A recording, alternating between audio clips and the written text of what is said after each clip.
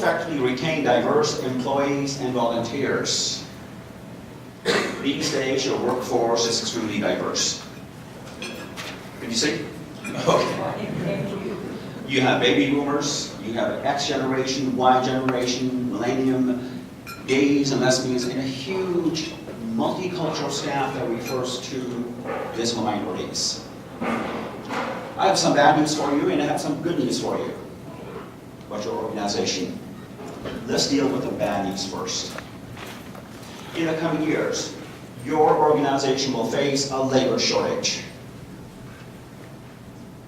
According to the Conference Board of Canada, 33% of the new positions will have to be filled by immigrants who are not even here yet. And other Western countries will be competing for that talent. But I have good news for you as well. I'm going to share some tips and techniques that will help you to retain your valuable employees. All right, this is what we're going to look at. The benefits. What's in a name? It may surprise you. Inclusive work environment is vital. Most people leave the work not because of the wages, because of the toxic environment. Mentoring. And we'll look at training and education that should be done on a regular basis, not once a year. Communication is key. If there is no communication, it doesn't really matter what kind of employees you have or managers. Volunteers will look into that as well, and call to action things you should do. Benefits. What are the benefits of a diverse workplace? Well, turnover is one of them. According to some studies, close to $10,000 it will cost you whenever a new employee is hired. You have to do the interview and stuff. Now, if it's a higher position such as the police force, well, it's a lot more. Creativity and innovation. The world is changing. You need creativity and innovation. It's predicted in the coming years, China will be ruling the world. According to Harvard, by 2050, India should overtake China. What worked yesterday will not work today or tomorrow. So you want creativity in your workplace. You don't want everyone to think like me. That would be dull. Or you.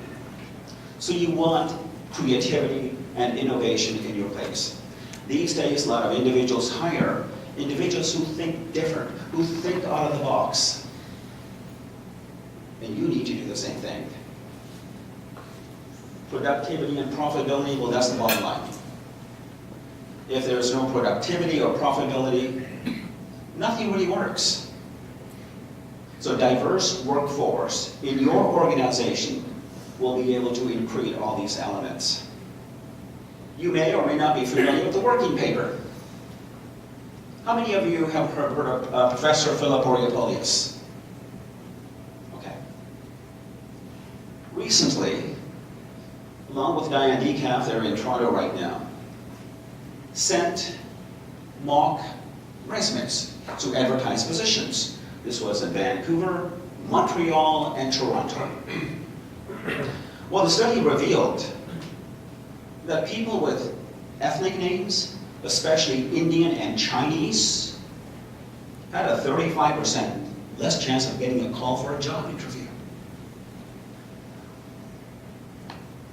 There are two individuals here, most likely will get a job. Recently, I was listening last week on radio, I think it was CBC. There was a woman who was higher up in the banking system. She got let go. And she kept sending these resumes to all these places, and nothing was happening. Then someone told her, change her name to Barbara White. The same day, she had 5 calls for a job. The following day, she was asked to relocate. And when she showed up to one of the jobs, they thought, what? They were shocked. See, what concerns me is that tomorrow's workforce will be visible minorities. Most of them will come from China, India, and Latin America. We have to be open-minded about these things. I recently did a TED Talks. Who's familiar with TED Talks? Okay, some of you. It's on YouTube right now. It's called Diversity, Think the Unthinkable. We need to think out of the box. Every day, you must become uncomfortable. And when you do that, and that's when you grow, and your organization grows. Retaining diverse employees, whether they're baby boomers or new immigrants. People say, well, I have diversity in the workplace. My question often is, are they also making the decision in the boardroom? Probably not. Something for you to think about. Equal wages.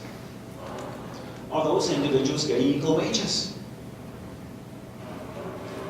Much of my background has been the media, radio, television, print, film. I can still recall this one individual, it was a Chinese reporter. They actually gave him 40% less because then they don't think he's not going to go anywhere anyway. I remember working at a radio station, I won't mention their name. 8 years later, I find out the guy who just got hired got paid more than I did. Did not sit too well with me. And eventually when they find out, they will. The question is not if, it is when. They'll leave. And they'll tell 100 other people what has happened to them. Something for you to think about. Equal wages is really important. Whether you're a baby boomer or whether you're 22. Obviously, it all depends on your skills as well. Compensation. Are they getting the same compensation? If not, you need to implement that. Job fit. A lot of new immigrants come into the workplace and they're overqualified. I had this relative who basically led the Delhi psychiatric ward in India. I think about 14 million people in New Delhi, the main hospital. She comes over, does all of her testing. Where do you think she's working today? Any guesses? Dairy Queen. In my book called Achieving Prosperity Through Diversity, I joke, if you ever suffer a heart attack, be in a taxi in Vancouver. Have more heart surgeons. So many Filipino nurses are launching toilets. So on one hand, we're moaning and groaning that we won't have enough people. On the other hand, well, I don't know. Let's just keep them there. When the job doesn't fit, if they feel there's no satisfaction, they will leave. The question is not if, it is when. So it is your duty, if you're a part of the HR or management, to know what their strengths and weaknesses are. Career opportunities. If they qualify, they should be able to go up the ladder. But studies have been done, that is not the case. That is not the case. Something for you to think about if you want to retain your workplace, staff in your workplace. Now, I'm pretty sure you would agree with me, most people leave the workplace not because of the low wages, because of the toxic environment. You must have respect in the workplace. Embrace differences. I used to work at CJBB radio station, it's no longer called CJBB. The owner didn't have much money. But people would come an hour before and leave an hour after their shift. People would even come on their days off, just say hello. And we still talk about that environment whenever we get together. And then all of a sudden the ownership changed. Offshore investors bought it. Within weeks, everything changed. I can still recall the morning guy sitting in his car in the parking lot 15 minutes before he's supposed to go on the air. It didn't really matter. It starts right at the top.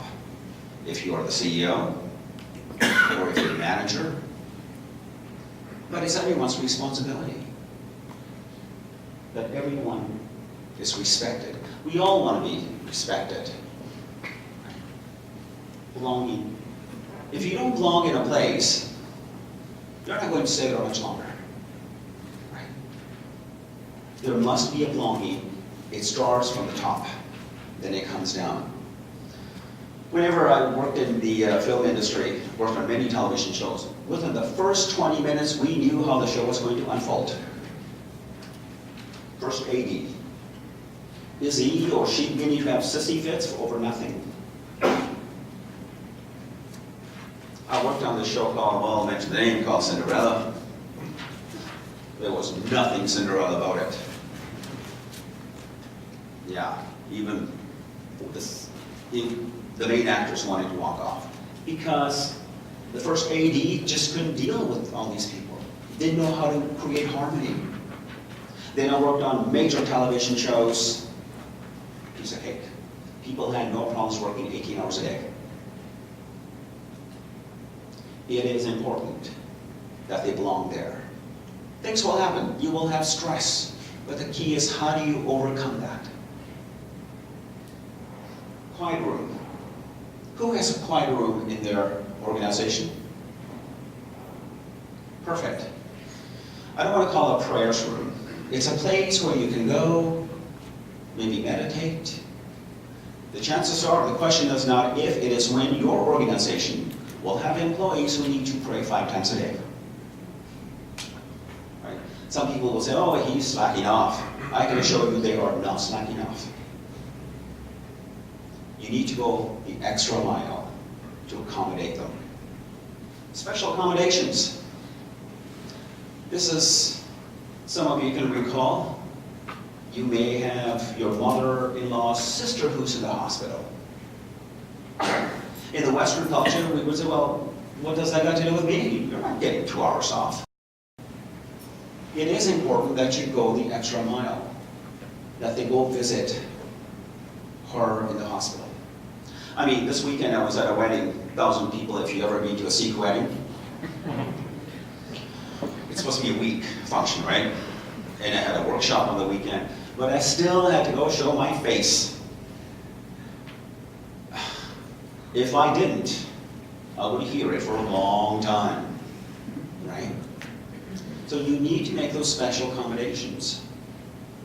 In the Western culture, well, I don't even know the guy. Well, that doesn't matter. I still have to go. And that will set your organization apart than your competitor.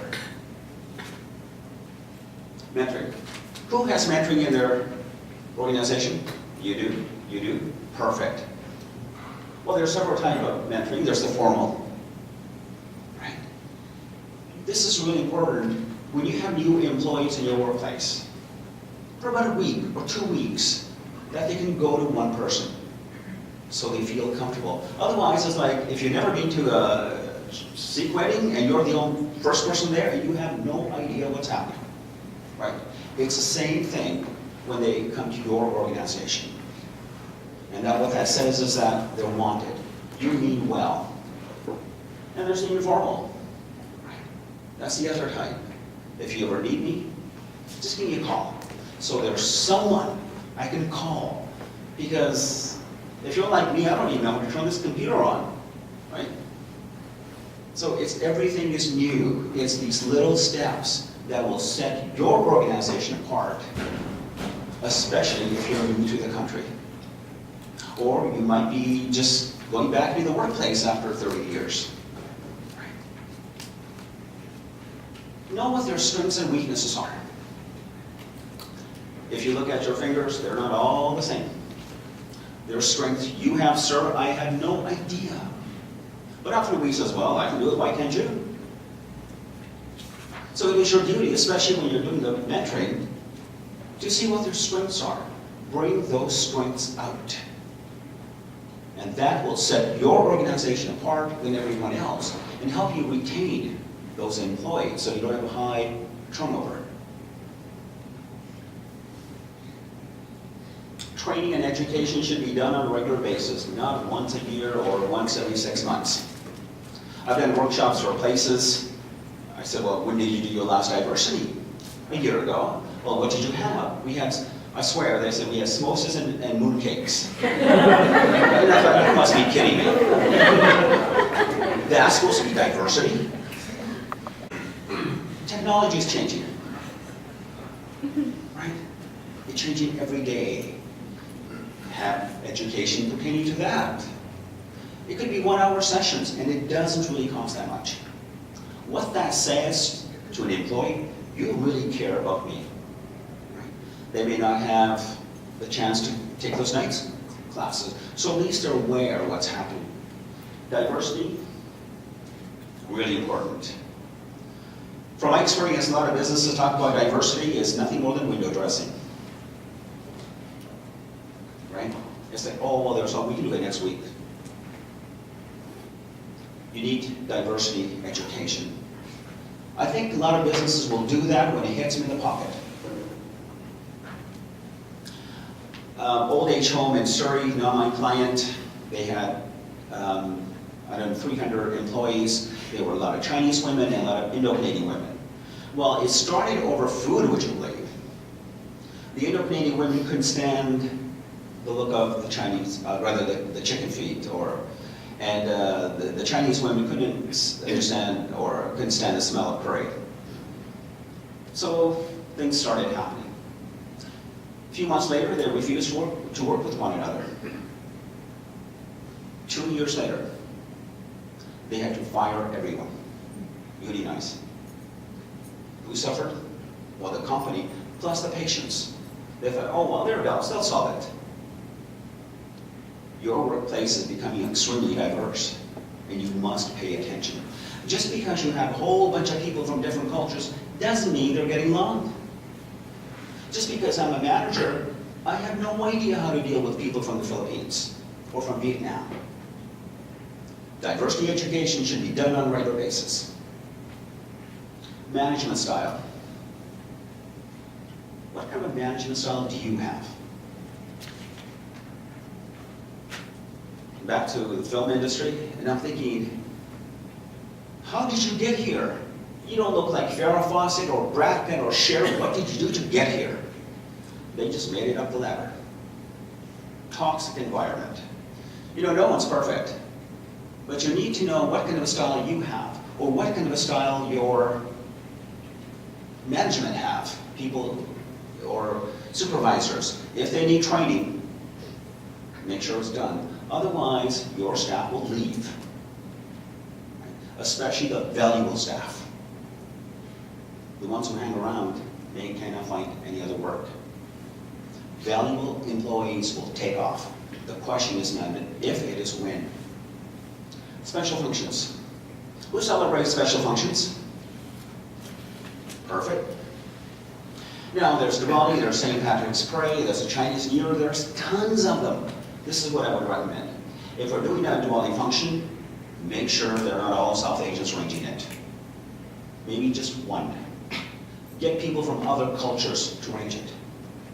If we're doing a St. Patrick's Day, let's say, have people from other cultures and understand why we're doing what we're doing. At the back to CJVB radio station, every month, they would actually have a birthday cake.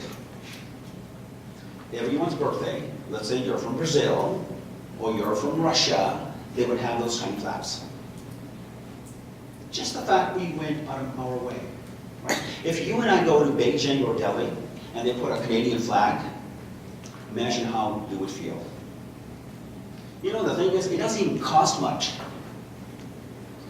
And these little things will set your organization apart from everyone else. Communication. Open channels. In your organization, do you have open channels? If you are the supervisor, would I be able to speak to you? Or do I need to make an appointment? Right? You need to have open channels on a regular basis.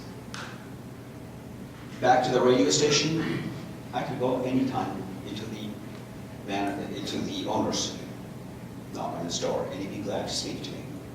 Other places, I worked at many radio stations, and I can assure you, you stay away from those people. They're just too good for the average employee. In your organization, do you have open communication channels? If you don't, do so. Well, just at least let the new people know, or even the people that have been there for a while. If you ever need anything, just let me know. I can assure you, they're not going to be knocking at your door every day, but at least they know that you can go, right? It's these little things will set you apart. Subtle differences. As your workplace become much more diverse, let's say I don't look you in the eye, right? In the Western culture, that would be viewed as, well, you could be lying. You have something to hide. In certain cultures like the Asians and the South Asian, if I don't look you in the eye, that means I really respect you. Right? If I'm kind of looking like this, I respect you so much. If you ever watch those old Bollywood movies, right? You're talking to me, or senior, I'm always looking at the floor. Not that I'm not paying attention to you, right? Or you may have stopped somebody who might be speeding, and they might be looking down when they're answering. You think, oh yeah, right, sure. But it might be that they respect you so much, that's why they're not looking at you directly. Subtle differences. So if I'm new, and that happens, right, it will set you apart. Entrance and exit interview. This is really important, especially when someone leaves, do an interview, especially when they come in. Take 15 minutes. Say, what are your needs? You know, if we can help you, let me know.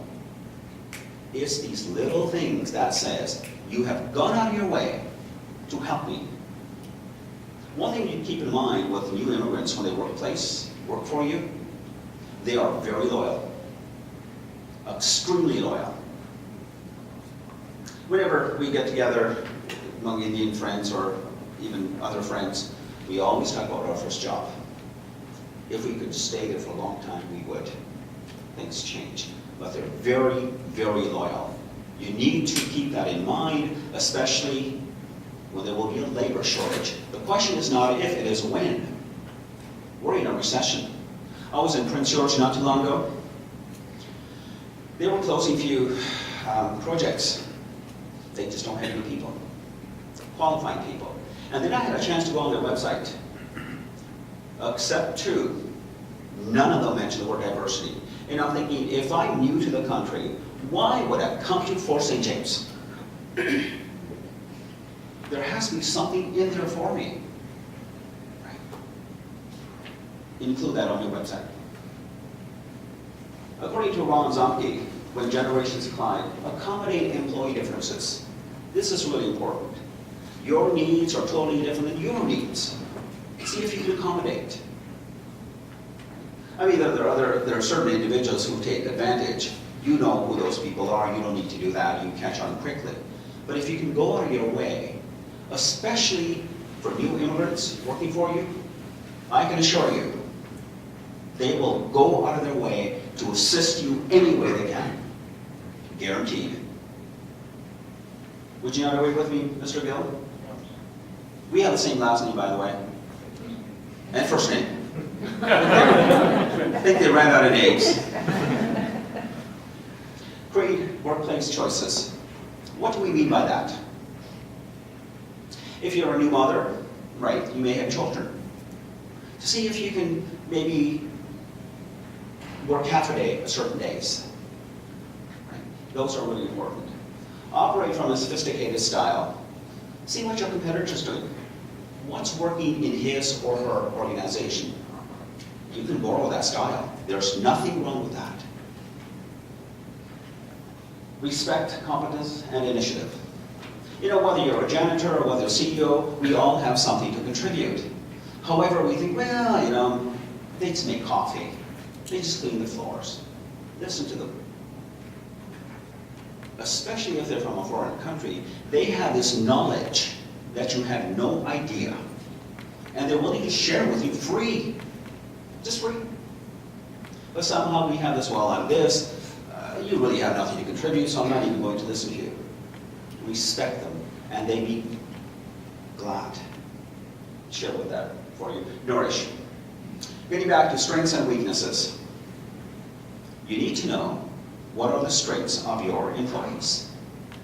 Bring that out. And that is a duty of the management. Not to suppress, but to bring it out. It's like an athlete. It's like a coach bringing out the best out of you. Right? We all have weaknesses and strengths. All right, volunteers. Who has volunteers in their organization? Perfect. Perfect. I volunteer in many places. According to PTO today, 5 points to keep volunteers motivated. Number 1, acknowledgement. I want to be acknowledged. We all want to be acknowledged, including our Premier and our Prime Minister or anyone else. Acknowledge them of the good work that they've done. Why? Explain to them why we're doing what we're doing. Often most people are left in the dark to fend for themselves. Explain to them, we're doing this because of whatever, and how much contribution they're making. Always thank them. Even when things do not go right. Thank them. In the media, you're hired to be fired. The question is not if, it is when. I have always thanked the people I work with. I mean, I like them, but I've always thanked them, sent them a card, because I never know when I need them years down the road. Thank your volunteers. Works best. If things aren't going well, explain to them, this is the best way to do it. Who belongs to Toastmasters? 1. In the capital of British Columbia? The reason I brought that up is basically they do an excellent evaluation. Let's say I'm doing this presentation. They will start out with something positive. In the middle, they will tackle where I could improve. And at the end, they'll wrap it up with something positive. Try that approach. Time's up, right? If they're supposed to be here for 2 hours, let them go after 2 hours. Even if the work still needs to be done. They'll say, oh, well, another half an hour, it doesn't really matter. Make sure they're off at that time. 5 points, volunteers dislike. I don't really need you anymore. That's great, thank you very much. Right? If the job is done, and they are interested in volunteering, let them know, you know, there's other places you can volunteer. And is it okay for us to call you and say, thank you very much, we don't need you anymore. Not organized. They come to volunteer for you and nothing is in order. Right? They feel lost. Make sure everything is organized for them when they come in. No instructions. Look, I'm not supposed to, what am I supposed to do? Tell them as if they're getting paid. Right? Make sure they are told, we're going to do this, this in step. And take a few minutes to explain it to them. I hate this, just 1 more hour. Right? You have nothing better to do at home anyway. What's 1 more hour? Do not let them go when they're supposed to leave. That is wrong. Do not ever say that. You can say, well, you know, this is good. I think maybe we could do it this way. Because after all, they are volunteering. Right? 5 points volunteers love. They love to hear it's an excellent idea that they had, whatever they're doing. They may just bring their own creativity into it. Team player. If they are not part of the team, nothing will work. This is also important in your workplace. I worked on many major shows, plus radio stations. If there's no team player, I can assure you, nothing will work. I don't care how qualified the individuals are. You must give and take. Use talent. Every one of those individuals have a talent, untapped talent. Use that. And that also applies to your new workers, especially from foreign countries. They're the ambassadors. Needs met.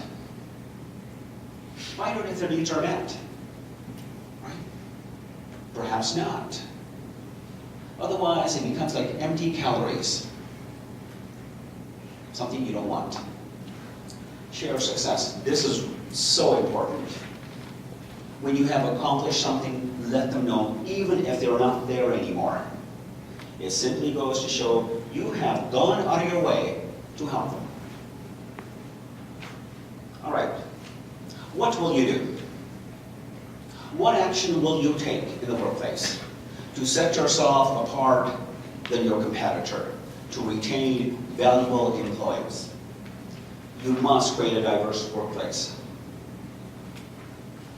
Today's diverse workplace is invaluable. The world is changing. Other countries will be calling the shots. The individuals that you have in your workplace are ambassadors. If I'm from Brazil and I'm selling some products, there you have an ambassador. Or somebody from Beijing, or somebody from Delhi, or Moscow, it doesn't matter. You must create a diverse workplace. When you do that, it becomes creativity, profitability, and productivity. And that's the bottom line. You don't want everyone to be thinking like me. Orientation. Whenever a new employee comes in, make sure you take time out for orientation. Explain to them, introduce people even at the higher level, so they feel part of the family. It goes back to CJVB radio station. We were a family. 20 years later, we still talk about that place. People stay there for 25 years. In media, people change every few years. Not there. People who started with a radio station began in 1971, left in 1992 when they got sold. They didn't want to go. Why?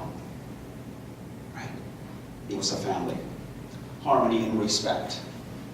Whatever it takes, you must create harmony in your workplace.